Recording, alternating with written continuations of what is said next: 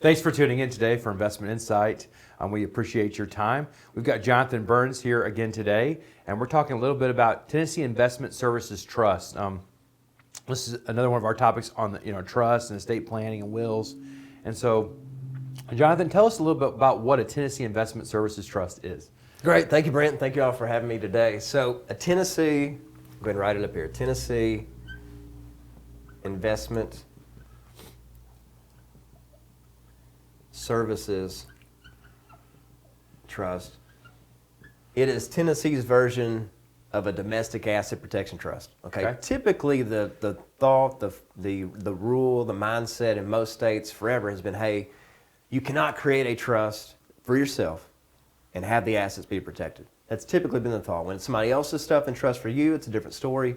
But when it's your own stuff in trust for yourself, typically it's frowned upon to get protection.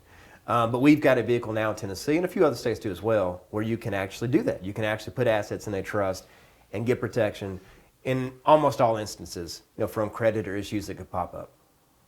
Okay, and so I guess the logic is what the government's trying to do is say that if they don't want you to be able to protect yourself for something you might do. Sure. And so this has been around by Tennessee law since 2007. Okay, so we're starting to get a little bit of age, in this type of trust. I mean, as you've heard us talk in our other calls or other meetings before, we've got a lot of good trusts, but this is one especially we're doing a ton of, for clients that, want to be able to protect their assets from just what could pop up. We'll use these, and I'll show you why here in a little bit. We'll use these a lot of times in place of LLCs, for real estate ownership to avoid some Tennessee tax. If we're talking about Tennessee, that we otherwise not run into. Don't LLCs, in some cases, the taxes are on the property value? You got it. So Tennessee, we'll get into those details. Tennessee, when you have an LLC and they give you, we'll call it the privilege of limited liability protection. So if you get protection for lawsuits, in this case. Through an LLC, right, they'll hit you with what's called Tennessee franchise and excise tax, which the franchise tax is based on the net worth of the entity. So they'll tax you on the whole value of the property. Right, your equity value there. Okay. And then you've got an excise tax, which is an income tax, and an income tax of 6.5% on top of what you're already paying the federal government. So we'll use these, and I'll describe it for you in a minute, how these can give us similar, I would suggest better protection than an LLC, but we don't have to worry about paying that Tennessee franchise and excise tax because this is not a taxpayer, under the statutes that create that type of tax. But this type of trust, again, been around since 2007, different from some other trusts that we usually talk about. This is technically upon inception what we'll call an irrevocable trust. Okay. And I'll stress the word technically for irrevocable, for what you really think that word sounds like. Words should mean what they sound like. Irrevocable sounds like it's locked in, I can't change it, it's gone. But as we'll kind of walk through, the flexibility I would suggest exists with this type of trust, you still got a lot of control, a lot of flexibility, to let it grow with you, if you will. Any type of trust, again, has at least three types of players. You've got what's called a grantor. That's who technically creates the trust and puts their stuff inside. You've got what's called a trustee, who is technically in charge of what's going on inside the trust. And again, here I'll stress the word technically. Yeah. And then you'll have also what's called a beneficiary. Or beneficiaries, right? Who the stuff is for. Okay. So this type of trust, different than a few of the other ones we've talked about that, hey, it's only for married couples. Right? This one can certainly be created by married couples, but also can be created by single individuals. Okay. Not a married couple trust under Tennessee law. But for purposes of context, I will assume that, hey, the creators of this trust, the people involved are a married couple, just to show you how it can work. Okay. So structurally, we'll typically have both spouses, we'll call it husband and wife, as the beneficiaries of the trust. Okay. The statute says, though, all right, to get the protection that this type of trust can provide, it says that if you are technically the one who creates this trust, right, if you're the grantor, you cannot technically be in charge as trustee. Okay, so if you grant the money, you can't be the trustee. You can't technically hold the checkbook, or you can't technically be the one that holds title to what's in the trust on behalf of the trust there. So hypothetically, if we're talking about a married couple, we could have both spouses be the grantors, but if we make both spouses the grantors, they both can't be trustees. Neither one could be a trustee. Gotcha. So what we'll do a lot of times, and you can flip-flop who does what, we'll have one spouse be our grantor spouse, have the other spouse be our trustee spouse. Okay. And we'll talk about considerations why one might be there and the other in just a second. But that's our typical structure. Okay. So the way this type of trust works, The grantor spouse is the one who puts the asset inside the trust. Okay? Okay. Whenever he or she does that, he or she signs what's called a qualified affidavit. That affidavit says such things as, I'm not planning on filing bankruptcy. I'm not trying to defraud any creditors that exist right now. This doesn't make me insolvent, stuff like that. Okay?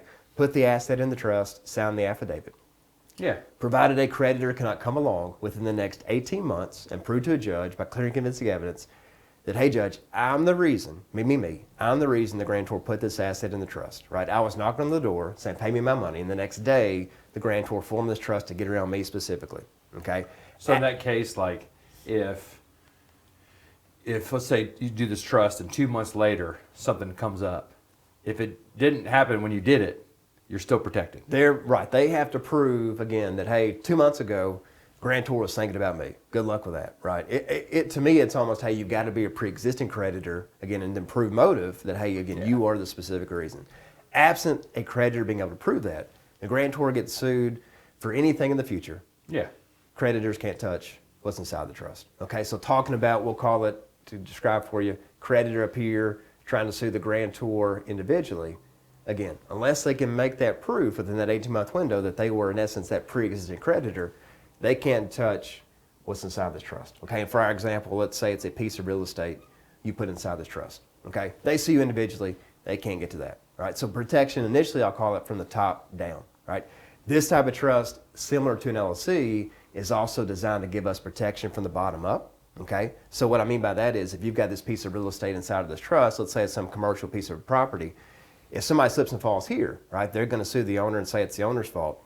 Well, in this case, it is a Tennessee Investment Services Trust. And again, just like an LLC, the owner is all that's exposed. They can't get past the trust to get to the grantor individually, right, to get what you might have elsewhere or in your individual name or in a different trust. So basically, if someone got hurt on this property here and I have it in a Tennessee Investment Services Trust, all they can attach it to is this property itself. Correct. They can't come get my other property I own. They can't come get other individual investments. They can only attach the asset they got hurt on. You got it. Right. That's all that's exposed, what that owner has, which case this is that trust with this property. So, and with clients that have, we'll call it multiple pieces of property, right? If we stuck all of those properties into just one trust, well, then that owner has more stuff, right? So a lot of times what we'll do, we'll have Tennessee Investment Services Trust 1, right, that owns property 1, Tennessee Investment Services Trust 2 that owns property 2, so on and so forth, right? So that you can really silo assets off from each other. So great for real estate, also certainly could be used for, we'll call it investment accounts, right, to separate them out from, we'll call it other riskier assets. Gotcha. Make sense so far? It does. Yeah. And so what you're saying there is with having the 1, the 2, the 3, if you had multiple different versions of this trust, Yep. you basically, each asset would have its own protection, but because it's the same trust, in essence, you have the same rules. You got it. You got it. So Right. basically, you're not having to have a lot of expensive new documents. You basically can just do 1, 2, 3, and 4. You got it. For the most part, it's oftentimes, hey, we're just changing the name, right? We're changing the name. It's a different date. It's therefore a different trust. Therefore, it's, again, completely separate from a liability perspective. But from a legal cost perspective, it's very simple. Very simple for us to, in essence, duplicate what we already figured out in version 1. And so in that, and we talked about this before, and the benefit of that, of course, is if you were to pass away, you can combine all these trusts into one. You could, sure. There's going to be, the way I'll typically draft them, there's going to be flexibility that, hey, if it makes sense to commingle assets, you could certainly commingle assets between trusts. If it's separate properties, you may still want that separation of liability with the multiple trusts. But right, if properties are sold, now you've got, let's call it two or three trusts with cash in it. Right, nobody's going to triple the dollar bill, so you could combine all those into one trust, and for what that's worth, simplicity, less trust versus more. Yeah, you've got flexibility to move things around if necessary. Okay. How does it work from a tax standpoint? Yeah. So it's structured while the grantor is living to use the grantor social as his tax ID. Okay. So any income that's happening in the property, if it's an investment accounting, interest, dividends, and all that, it shows up in the grantor's 1040, just like the grantor still owned that income tax wise in his or her individual name. So while the grantor is living, really simple. Let me give you a little more what I'll call color on this word and kind of how what irrevocable sounds like. Again, It sounds like, hey, if I do this, I'm in essence giving it away. Okay, yeah, I've got a beneficial interest, but somebody else is in control. I don't have any say any longer, right? Not really the case, I'd suggest, for what we'll walk through next. So any trust you put in place, on the front end, you're going to say what you think makes sense. Okay, some of that will include, right, who the initial trustee is, It'll also include, hey, who the successor trustee number 1 is, who the successor trustee number 2 is, and you can make that list be as long as you want to be, okay? One of the rights that the grantor can retain and keep, even though technically the trust is irrevocable, is that the grantor can retain the right to remove and replace the trustee at any point in time for any reason whatsoever, right? So let's play this out. Let's say there's certainly never a reason when you want to remove the other spouse, but if the other spouse happened to pass first, okay? So the first spouse, the trustee spouse, happens to pass first. Now you've got a non-spouse, okay, who's serving as your trustee. Let's say that trustee is, not being responsive, not listening to you, not doing what you want to do, not wearing the right color shoes, whatever it may be. See you later, you're out, right? And on to the next, on to the next, on to the next. You can have that right to get rid of a trustee at any point in time for any reason whatsoever. So they're not doing what you want them to do within the confines of the trust.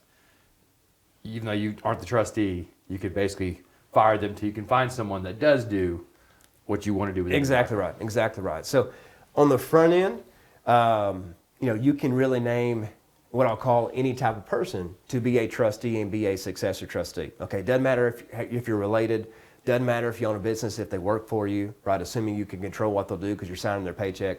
You can put people you control as trustee, right? The statute says, though, that the grantor kicks out everybody on that initial list. Or if everybody passes away before the grantor does, now the grantor needs to pick somebody new for him or her to be his or her trustee. The statute says at that point, okay, we cannot pick what's considered a close relative or somebody who's considered subordinate to the grantor, like an employee in the business, you got it.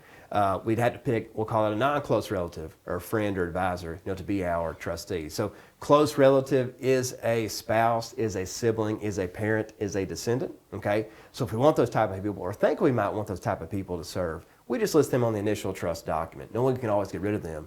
It turns out that's a bad idea. So still a lot of control. Again, you can set it up on the front end to work how you want to, but then a lot of control to get rid of the person you thought made sense to serve at any point in time for any reason whatsoever. But the caveat there is, if it's going to be a family member or it's going to be an employee of yourself, you must name them on the original document. You're right on point. So if later on somebody becomes if you didn't name somebody and they become an employee, you still couldn't name them. Right. It's at that moment.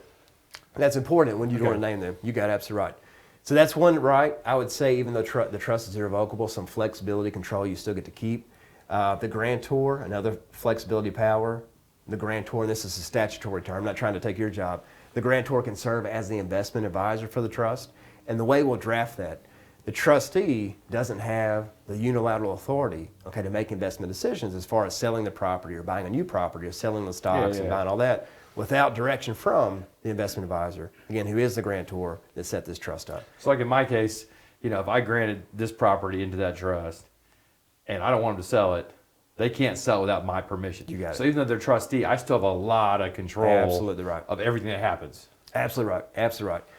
And then further, I'd say flexibility you've got, if we decided we wanted to do something else, so hey, for whatever reason, we want to take this property out and we want to put it somewhere else. There's a better trust that's come along, that makes more sense for us.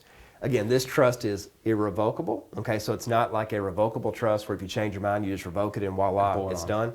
But, down here, as we mentioned, in this case, husband and wife are both beneficiaries, right? And we may say, for example, the husband and wife can get distributions for their health, education, maintenance, and support are some typical buzzwords you'll see to get distributions out.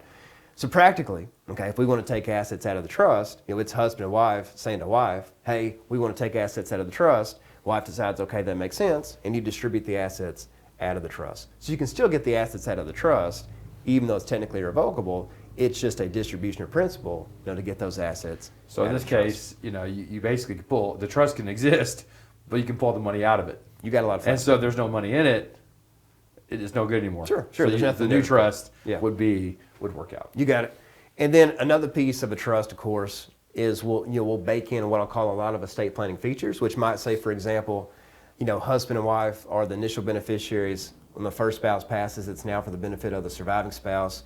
And then when the surviving spouse passes, let's say we split things, into equal shares, equal separate trusts for the kids, And a lot of times, again, what we're pushing on clients is when we leave stuff to kids, let's leave it in trust for their entire life by default. But at some age, maybe we're comfortable that we can let that child be their own trustee of the trust that is just for that child. And let's say, for example purposes, we said, hey, once a child hits, we'll call it 35, they can be the sole trustee of a trust that is just for the benefit of that child. Okay, let's say that's what we thought made sense on the front end.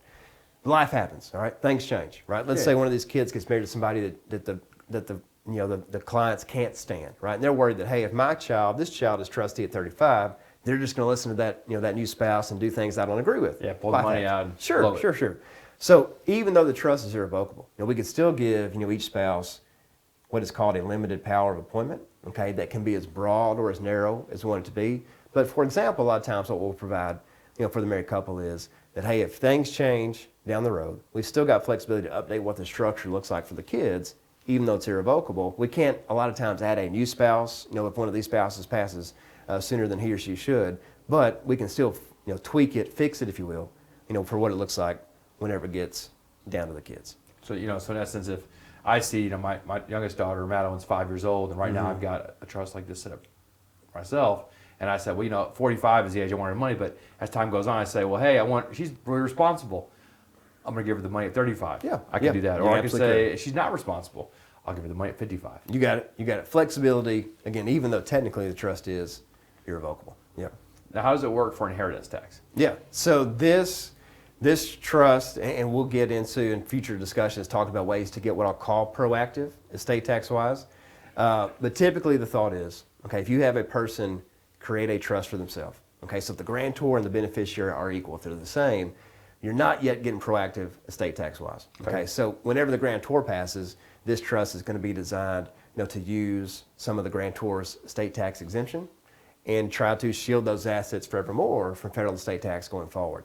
If we've got too much stuff, okay, if this stuff is worth more than what that grantor's federal lifetime exemption amount is, if we have a surviving spouse, we're going to make sure we can qualify for the marital deduction and certainly postpone, kick the can, if you will, to pay any estate tax until that surviving spouse passes.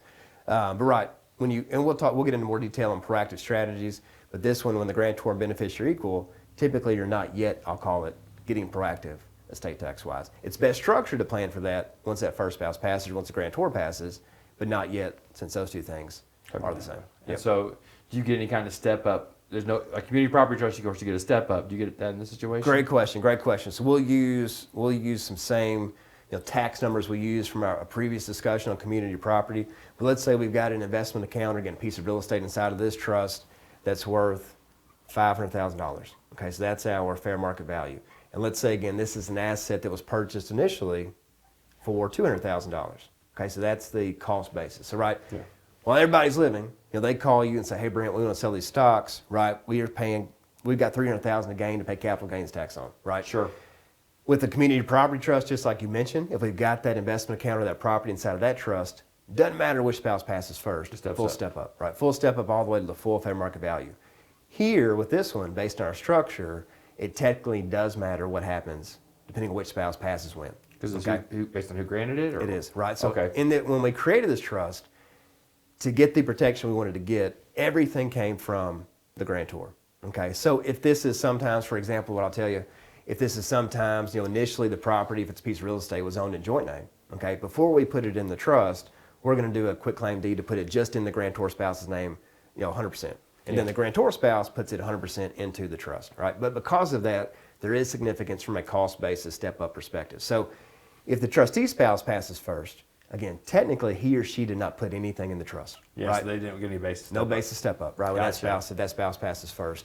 The grantor spouse put it all in. Okay, so whenever the grantor spouse passes, we get a full step up all the way to fair market value. So here, right, based on our structure, we've got a bit of risk, right, about which spouse passes away. So in this case, like if this building was in trust and I owned it first, it'd be more beneficial for me to die first than my wife because she would get a full step up. But if she died, I would get no step up. You got it. So as morbid as it sounds, a lot of times it really doesn't matter which spouse is trustee. On some occasions it does, but on a lot of times it really doesn't matter. So as morbid as it sounds, we'll try to think through which spouse is most likely to pass first, and we'll have that spouse be our grantor spouse, have the other spouse be our trustee spouse. And again, if we guess right, we get the full step up at the first spouse's passing. Okay. You got it. Cool. Is there anything else you can think about from tax or anything else you can think about that might be applicable to these trusts that'd be good for people to know? I would just repeat, they're right. It's again, not something that's available. Yeah, I'm glad you brought that up. Not something that's available in every state. Okay, this one, like some of the other trusts we discussed, you don't necessarily have to live in Tennessee to utilize this type of trust. We've got one of the similar requirements to the community property trust is that while the grantor is living, we need at least one, what's called a qualified trustee. Okay, a qualified trustee is a Tennessee resident, again, or a corporate trust company qualified to do business here. So we've got to have at least one Tennessee trustee. All right, we can have as many non-Tennessee trustees as we want to be co-trustees with that Tennessee trustee. But while the grantor is live, one Tennessee trustee. Okay, and the statute goes a little further in the Tennessee Investment Services Trust that this qualified trustee needs to do such things as arrange for, manage assets in Tennessee. Okay, or otherwise, be involved. We talked about how the income tax return is all on the grantor's, under his or her social and his or her 1040. Another thing a qualified trustee could do is be a part of that income tax reporting. So there's some tasks that this Tennessee trustee needs to do on this one that don't exist under the statute for the Tennessee version. So I'll tell you, again, we'll do a lot of these for clients with Tennessee property. Okay, not so much of these if we have clients that are out of state and have property out of state, and that's all they've got. For example, if we've got clients in Florida, we may not use the Tennessee Investment Services Trust if all they have is stuff in Florida. We typically want to commingle, if you will, at least something in Tennessee with that out-of-state asset. If we've got out-of-state assets we want to protect. Okay, gotcha. Well, this is great information on Tennessee Investment Service Trust. Just another option people have when they're looking at estate planning and liability protection. But I would definitely say probably the biggest strength here is liability protection is the number one thing. So if you're concerned about getting sued, and if you have money, you should be, then that's something to look at. But thanks for tuning in today for Investment Insight. We appreciate your time, Jonathan, and thanks for watching and listening on our podcast. And have a great day. Thank you.